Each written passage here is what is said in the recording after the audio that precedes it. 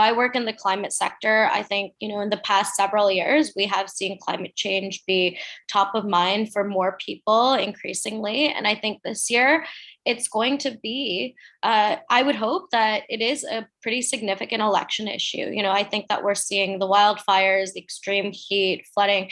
I think as more local impacts happen, we should also be making those impacts on, how climate change is exacerbating existing vulnerabilities in our cities and in our communities, those who are homeless or underhoused, and how are they, more impacted by climate change. Like those are the kind of nuance of, I think like the equity impacts to climate change that I would really want to see from the NDP, the Greens, to try to differentiate themselves further from the Liberals. But, I think it's challenging. I think that it is really hard.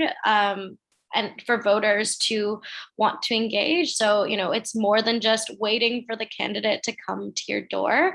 I think there are some of the larger key players that tend to do mass mobilizations around, a federal election.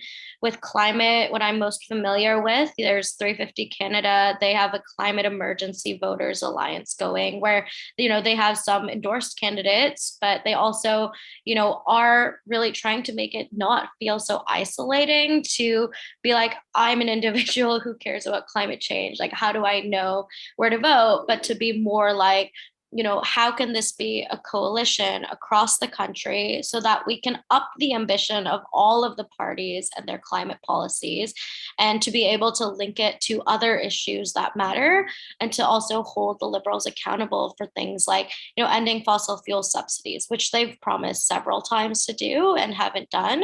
And realistically, that's like a very minimal low bar. We should be, significantly further than that if Canada has any hope to, reach our 2030 climate targets. And, I think that's something that, voters need to really think about, if we want to engage on these election issues. I think, you can find local candidates you care about that, are well aligned. Or if you feel like there isn't a local candidate, there are groups, like I said, 350 Canada, there's Lead Now has a Courage to Lead campaign. There are, groups. I think someone in the chat mentioned Vote Housing. So, I think that way of collective action does, I think, make a difference. And I think that's one way to show support for the policies we see. It's not just about the platforms the party leaders and the candidates are going to put forward. It's about what are some of those specific things that maybe don't get